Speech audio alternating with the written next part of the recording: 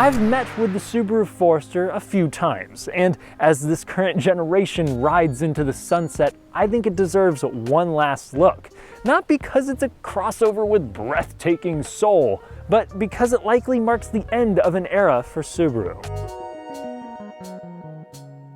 The first thing I need to do is highlight the 2025 Forester. So that was just debuted, and it's undoubtedly going to be a better car. It uses a revised version of the same platform, and if it's anything like the new Crosstrek, Subaru isn't just rubbing our bellies with PR nonsense. It should be quieter. The dual pinion steering rack has proven to make steering feel a little more natural. The interior looks like it should be more upscale. You can now get a full 360 view camera, and it seems to retain the great level of versatility found here while also confirming a hybrid down the line. Outside of looking like an old Ford on a keto diet, this should be a notable improvement for many. However, I have some worries. One is price. Currently, this is among the best values in the segment. The base trim may be pretty no frills, but it still comes with all-wheel drive, steering responsive LED projector headlamps, and a price that's well under $30,000. The new Crosstrek in most configurations saw a notable increase in price, and it pushed a couple of features up the ladder too. Something similar will likely happen to the more posh-looking 25 Forester, which is a big reason to pick up the 2024 now. Just move up to the premium trim and you'll get standard alloy wheels, roof rails,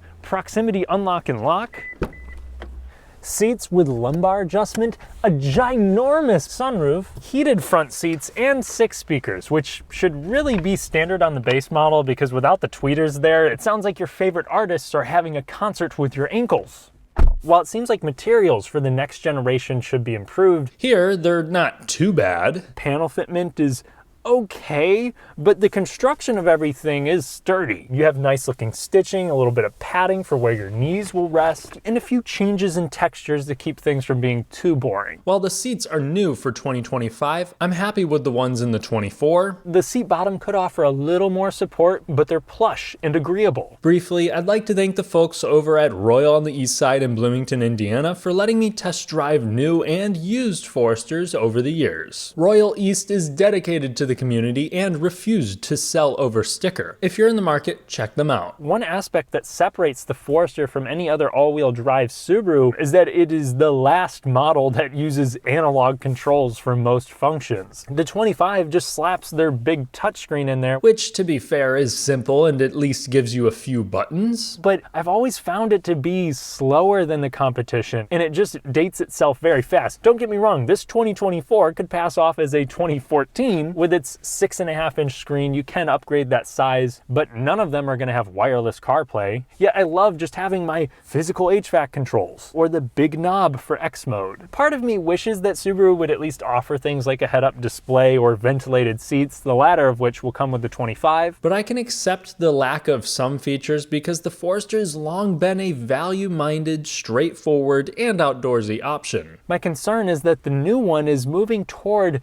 the Outback's more premium and expensive formula, just utilizing a more traditional SUV driving position and silhouette. Now, one thing that I like about the current generation Forester that should apply to the new one is the wide variety of flavors that you can get this thing in. So you have the Sport with its goofy orange accents. You can get the luxurious touring grade with brown Napa leather seats. You can get a truly base model, and you can get a fairly thorough off-road grade with the wilderness trim. There's a helpful amount of interior storage too. And while it's old now, I think the interior of any Forester is a nice place to be, even if it does feel a bit like it should have sliding rear doors. But speaking of minivans, the back seat also offers giant legroom. Me at 6'3", my hair does graze the ceiling, but there's still enough support for me to be comfortable. You have rear vents and USB ports on most specs, and behind you, you have a giant cargo area with a very wide opening. The seats can fold down flat, and it's long enough that you could camp out of this thing pretty easily, with a spare tire on each model and a full-sizer on the Wilderness.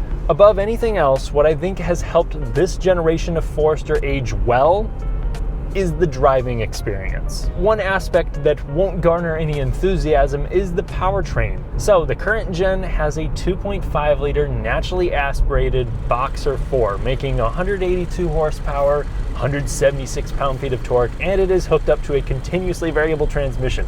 The new model has basically the same powertrain. It does seem to have a different tune as the power numbers are slightly different. While some may dog Subaru for this, the actual people who buy these probably appreciate that because they're not adding complexity or cost through adding a turbocharger. And for most people, the current generation Forester has enough power. I've gotten this thing to 60 in about 9 seconds.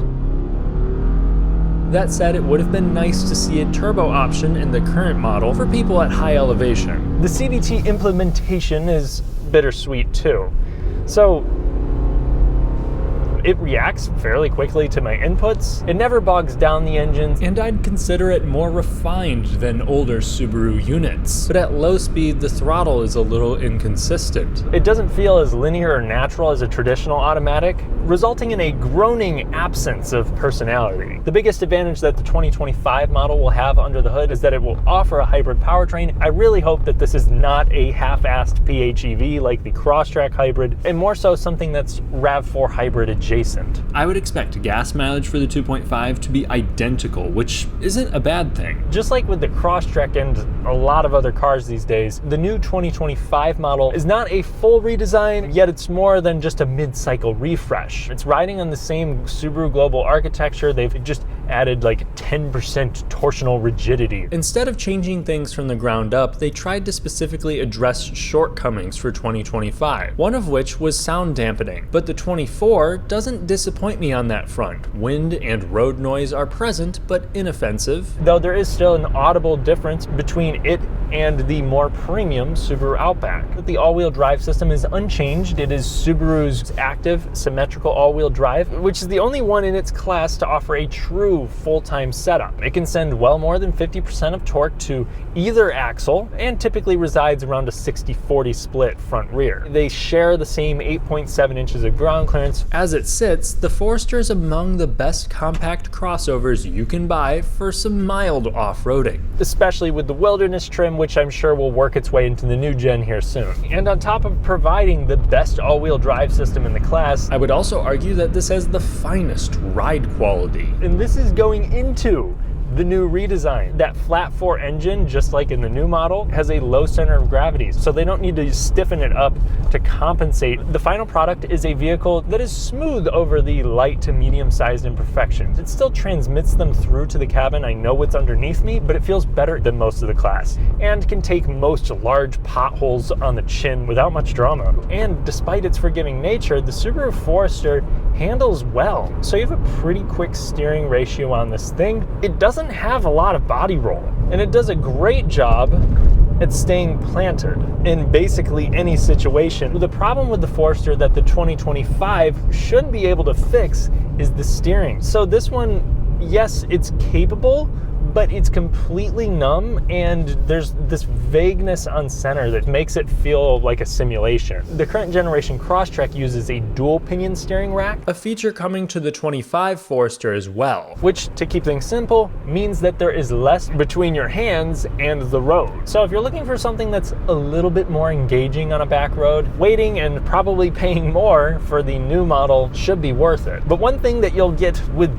any Subaru Forester generation is great visibility. I mean, the window line here is so low. You have a giant windshield. Seeing over your shoulder is a breeze. Combine that with how well this handles, and you have an SUV that makes you feel very confident in its maneuverability. And reliability has also been a strong point for this generation. There aren't big common issues to discuss here. The most reported problems include infotainment bugs, cheap stock batteries, easily cracking windshields, something that can be pricey to replace, and in rare cases, a sunroof leak. If you prioritize reliability, I have no problem advising a Forester. I'd just recommend changing the CVT fluid every 50,000 miles and working in a fuel induction cleaning every 25 to prevent direct injection related carbon buildup. Whether you go new or old, you're still going to find standard autonomous braking, adaptive cruise control, and lane centering with the availability of emergency steering if you get blind spot monitoring. While the Eastside active safety tech is identical, I'd expect the redesign to help the Forester ace the updated IIHS crash tests. I'm sure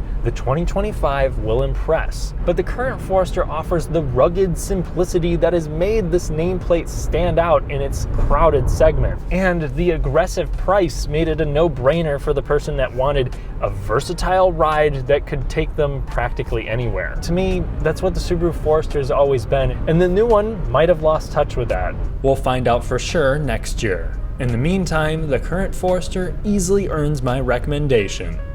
Thanks for watching. If you enjoyed the video, then please leave a like to help me take on the maniacal YouTube algorithm. Subscribe and hit the notification bell for more fun, detailed car content without fluff, and check out my Patreon for an additional podcast. I'll catch you in the next one.